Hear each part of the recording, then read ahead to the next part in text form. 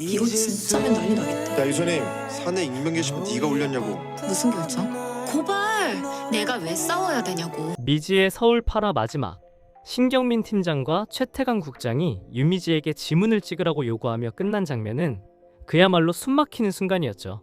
시청자들의 심장을 쫄깃하게 만들었던 이 장면을 시작으로 9화와 10화에서는 그동안 감춰졌던 수많은 비밀들이 폭발적으로 터져나오며 예측 불가능한 전개가 펼쳐질 것으로 보입니다.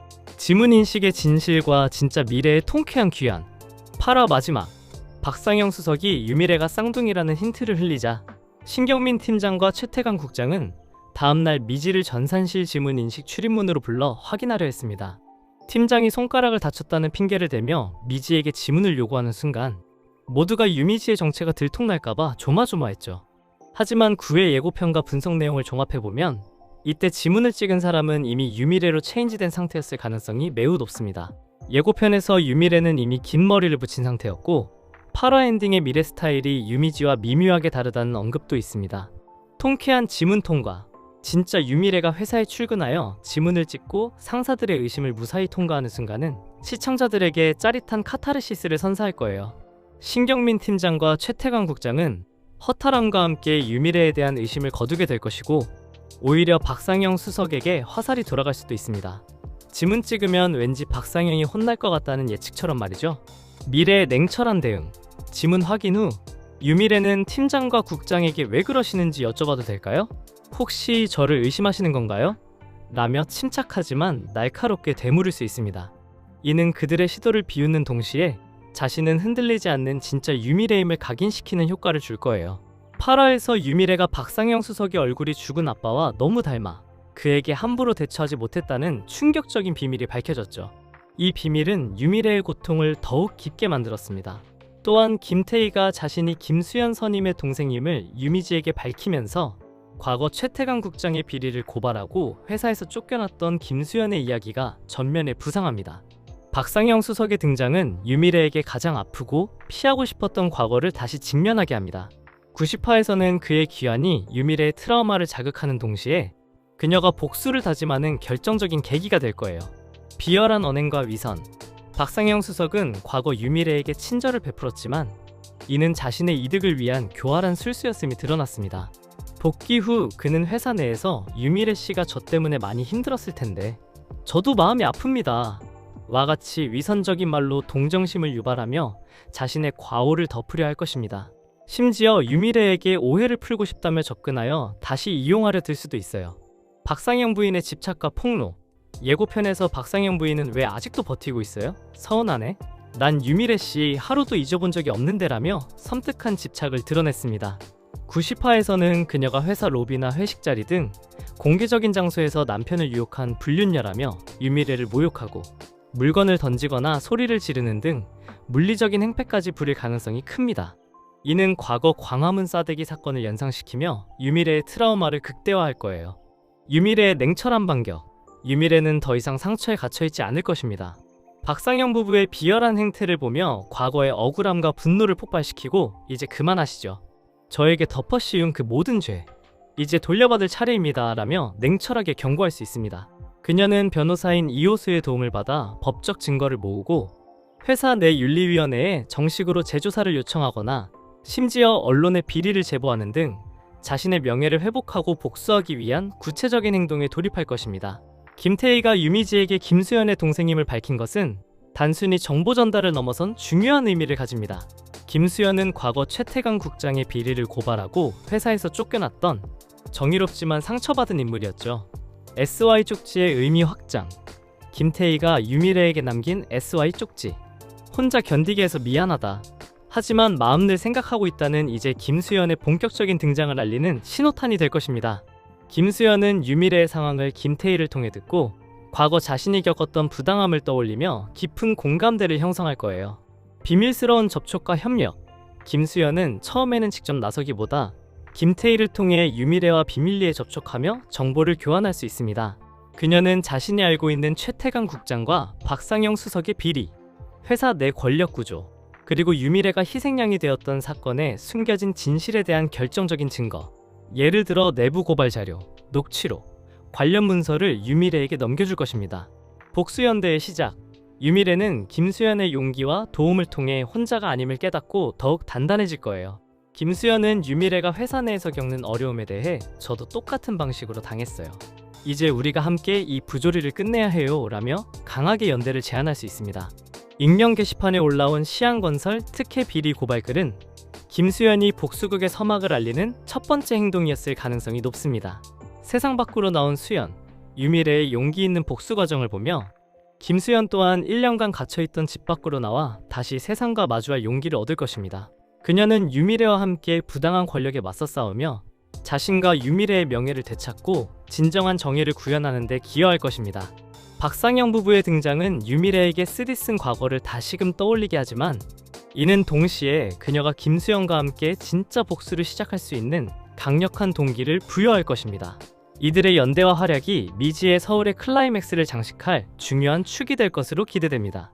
미지의 서울에서 이충구의 탐욕은 김로사 할머니의 땅을 향한 집착으로 극대화되고 있습니다. 그는 할머니의 순진한 마음과 숨겨진 비밀을 이용하려 들겠지만 이호수의 든든한 조력과 할머니의 예상치 못한 반격이 통쾌함을 선사할 것입니다. 9에서 10화에서는 이충구의 계략이 더욱 구체화되고 이에 맞서는 호수와 할머니의 지략이 빛을 발할 것으로 예상됩니다. 이충구는 김로사 할머니가 가진 유일한 약점, 즉 난독증과 쌍둥이 자매 상월과의 신분 교환 비밀을 이용해 로사 식당 부지를 헐값에 강탈하려 들 것입니다. 치밀한 서류 조작과 법적 함정, 이충구는 단순히 협박하는 것을 넘어 할머니가 난독증임을 악용해 복잡한 법률 용어로 가득 찬 불리한 계약서를 내밀며 서명을 강요할 것입니다. 예를 들어 할머니가 이해하기 어려운 특약이나 손해배상 조항을 몰래 삽입하여 나중에 법적으로 할머니를 올가매려 들 수 있습니다. 할머니, 이 서류는 단순한 확인 서류일 뿐입니다라며 위장할지도 모릅니다. 상월을 이용한 심리전. 이충구는 할머니가 상월과 신분을 바꾸어 살고 있다는 사실을 알고 이를 협박의 도구로 사용할 것입니다. 할머니의 진짜 정체를 세상에 폭로하면 어떻게 될까요? 라며 할머니의 오랜 비밀과 평화로운 삶을 위협하며 심리적으로 압박할 것입니다. 심지어 상월 할머니를 직접 찾아가 불필요한 마찰을 일으키거나 마치 할머니가 상속 문제를 회피하기 위해 신분을 속인 것처럼 보이게 하여 법적 분쟁을 유도할 수도 있습니다. 이간질과 불신조장. 8화에서 이충구는 호수를 자신이 아끼는 후배라며 할머니에게 접근했고 이 때문에 로사 할머니가 호수를 의심하게 되었습니다. 9에서 10화에서는 이러한 이간질이 더욱 심화될 것입니다. 이충구는 호수가 사실은 할머니의 땅을 노리고 있다. 그가 할머니의 비밀을 이용하려 한다는 식으로 거짓 소문을 퍼뜨려 할머니와 호수 사이의 신뢰를 무너뜨리려 할 것입니다. 이는 법적 대리인인 호수가 할머니를 효과적으로 돕지 못하게 만들려는 비열한 전략이죠. 순둥하고 따뜻한 모습 뒤에 숨겨진 이호수의 강단 있는 면모와 뛰어난 법률 지식이 빛을 발할 때가 왔습니다. 그는 사랑하는 미지와 그녀의 소중한 인연인 김로사 할머니를 지키기 위해 이충구와 정면으로 맞설 것입니다. 꼼꼼한 법률 검토와 증거 확보. 이호수는 이충구가 내미는 모든 서류를 면밀히 검토하여 단 하나의 허점도 놓치지 않을 것입니다. 할머니의 난독증을 알고 있는 만큼 계약서의 부당한 조항이나 이충구의 기만 행위를 찾아내어 무효를 주장할 것입니다.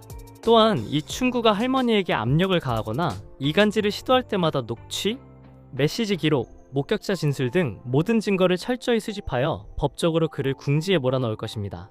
예를 들어 이충구가 협박하는 음성 파일을 확보하여 결정적인 증거로 제시할 수 있습니다. 상월 할머니와의 연대. 이호수는 이충구의 협박에 흔들리는 로사 할머니를 안심시키고 그녀의 비밀인 상월 할머니의 존재를 이해하고 받아들일 것입니다. 그는 직접 상월 할머니를 만나 상황을 설명하고 그녀와 함께 김로사 할머니를 돕기 위한 법적 및 심리적 연대를 구축할 것입니다. 어쩌면 상월 할머니가 가진 과거의 중요한 증언이나 증거가 이충구의 계획을 뒤엎는 결정적인 카드가 될 수도 있습니다. 이충구의 비리 폭로.